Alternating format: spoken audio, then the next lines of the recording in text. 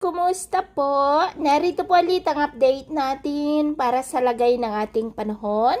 Ngayong umaga po ng March 12, 2026. Sa ngayon po ay may daloy ng hanging amihan na umaabot hanggang dito sa Northern Luzon at asahan natin na lalakas pa ang bugso niyan ngayong weekend gaya na inyong nakikita na posible po yan na aabot hanggang sa Mindanao pero unti-unti rin po yan nahihina by next week at posible po na ito na ang huling bugso nito dahil nalalapit na po tayo natutungo sa tag-init season at ayon sa pag-asa ay nagtapos na po ang La Nina.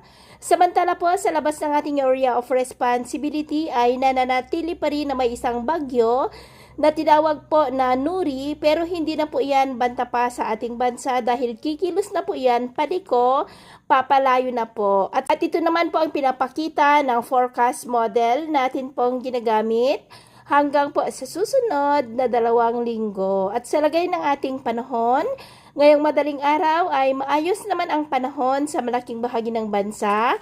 Pero may chance pa rin ng mga isolated rain sa may extreme northern Luzon, Infanta, Cadiz, Sagay, Estancia, southern part ng Leyte, Giwan at Dinagat Island. At mamaya ay sisikat naman ang araw sa malaking bahagi ng bansa pero may chance pa rin ng cloudy skies with isolated rain sa may extreme northern Luzon, northeast ng Cagayan at Dinagat Island. At mamayang hapon, mainit at maalinsangan pa rin ang panahon pero may chance pa rin po ng cloudy skies with isolated rains sa ilang bahagi po ng Northern Luzon at Mindanao kaya mag-ingat pa rin po tayo.